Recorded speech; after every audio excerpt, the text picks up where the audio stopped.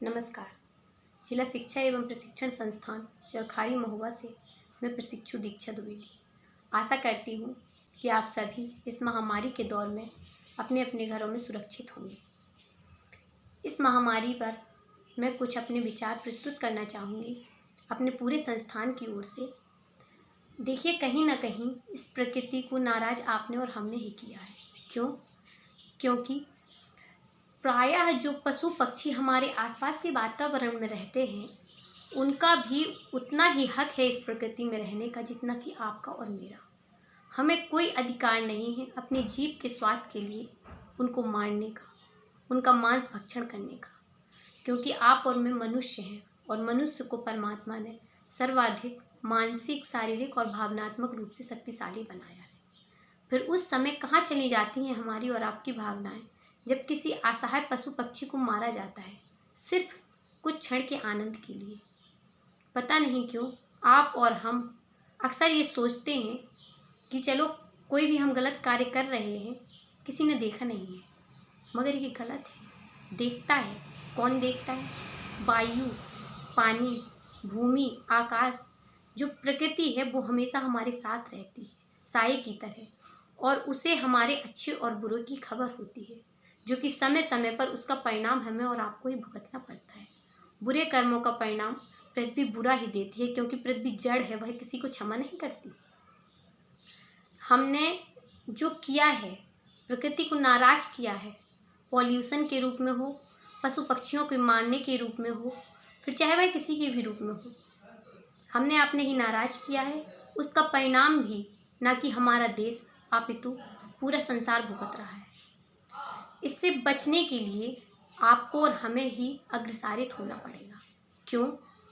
क्योंकि नाराज जब हमने किया है तो उस प्रकृति को मनाना भी हमें ही पड़ेगा। अच्छे कार्य करें, खुद पर कुछ कार्य करें। यह समय है, प्रकृति ने हमें भी मौका दिया है खुद पर कार्य करने का, स्वयं को देखने का, स्वयं पर झांकने का। क्योंकि आत्मा उस परमात्मा का अंश है। आप और मैं इस चराचर जगत में आत्मा के रूप में विद्यमान है।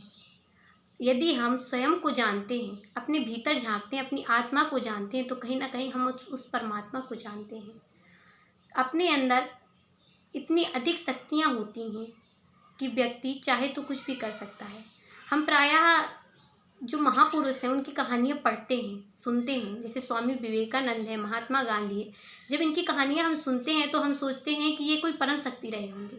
जी नहीं, ये हमारे और आपकी तरह भी मनुष्य ही थे, लेकिन इन्होंने स्वयं को जाना, अपने भीतर खोज की।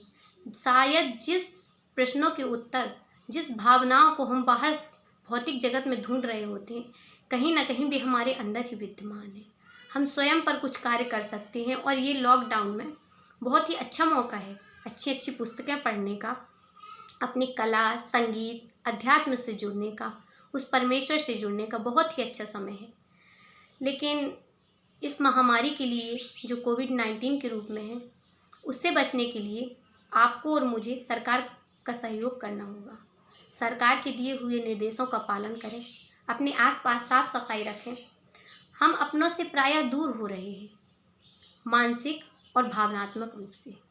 शारीरिक रूप से तो हम आज दूर हुए हैं, परंतु भावनात्मक रूप से हम बहुत पहले अपनों से दूर हो चुके हैं। प्रायः हम एक घर में तो रहते हैं, लेकिन पास भी बैठे होते हैं, लेकिन शायद मनोभाव से नहीं जुड़े होते। हम अपने में व्यस्त रहते हैं, हमारे परिवार का दूसरा सदस्य अपने में व्यस्त रहता है। हम भावनात्मक रूप से दूर हो रहे हैं। पहले बच्चे अपने दादा दादी, नाना नानी के पास बैठते थे, कुछ ऐतिहासिक लोक कथाएँ, कुछ पुरानी उनके जीवन से संबंधित कथाएँ सुनते थे और उनसे बहुत कुछ सीखते थे। ये लॉकडाउन तो सिर्फ एक बहाना है। इसमें तो व्यक्ति शारीरिक रूप से दूर हुआ है, लेकिन कहीं ना कहीं मानसिक और भावनात्मक रूप से हम पहले ही दूर हो चुके हैं। ये महामारी तो एक दिन चली जाएगी, परंतु कहीं ऐसा ना हो कि हमारे अपने हमसे भावनात्मक रूप से दूर हो जाए।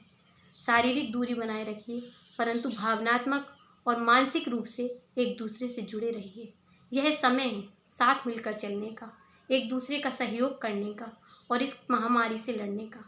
हम स्वयं को बेहतर बनाएंगे यदि प्रत्येक व्यक्ति राष्ट्र का ये सोचे कि हमें स्वयं को बेहतर बनाना है, तो धीरे धीरे हम देखेंगे कि बूंद बूंद से जैसे घड़ा भरता है, उसी प्रकार प्रत्येक व्यक्ति की अपने स्वयं पर कार्य करने से एक दिन ये राष्ट्र भी महान बन सकता है। और जैसे कि पहले लोग कहते थे कि हमारा देश सोने की चिड़िया हुआ करता था, यदि हम चाहें तो आज भी क्यों नहीं हो सकता, हो सकता है। पॉजिटिव सोचिए, पॉजिटिव रहिए। कोरोना की यदि हम बात करें तो उस पर एक छोटा सा गीत है, उसकी चंद पंक्तियाँ मैं दोहराना चाहूँगी। अनमोल जिंदगी है यही का बचाए राखो, अनमोल जिंदगी है यही का बचाए राखो, नन्हे हुक्म करो पर, नन्हे हुक्म करो पर दूरी बनाए राखो, अनमोल जिंदगी है यही का बचाए राखो, अनमोल जिंदगी है यही का बचाए राखो। मानो ये बात कहीं हाँ ना जाओ भीड़ में हाँ, मानो ये बात कहीं हाँ ना जाओ भीड़ में हाँ, न भीड़ घर बुलाओ, न भीड़ घर बुलाओ, सबका बताए राखो, अनमोल जिंदगी है यही का बचाए राखो। कतहूँ से लौट आओ साबुन से हाथ धो, कतहूँ से लौट आओ साबुन से हाथ धो, न हाथ तुम मिलाओ, न हाथ तुम मिलाओ, रिश्ता निभाए राखो, अनमोल जिंदगी है यही का बचाए राखो। मनमा करो सबूरी अब मस्त है जरूरी, मनमा करो सबूरी अब मस्त है जरूरी, खुद पर लगाओ कर्फ्यू, खुद पर लगाओ कर्फ्यू, ऐसा उपाय राखो, अनमोल जिंदगी है यही का बचाए राखो।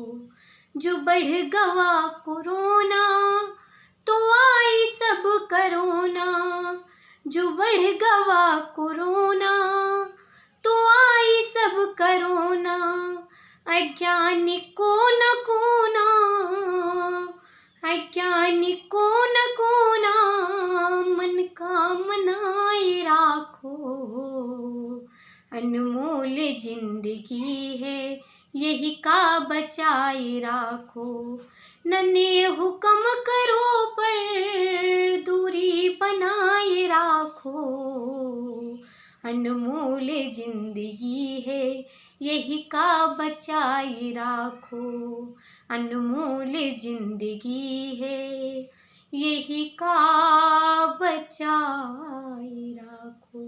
घर में रहिए, सुरक्षित रहिए, खुद भी सुरक्षित रहिए, अपनों को भी सुरक्षित रखिए, शारीरिक रूप से दूर रहिए परंतु भावनात्मक रूप से एक दूसरे से जुड़े रहिए। बहुत बहुत धन्यवाद।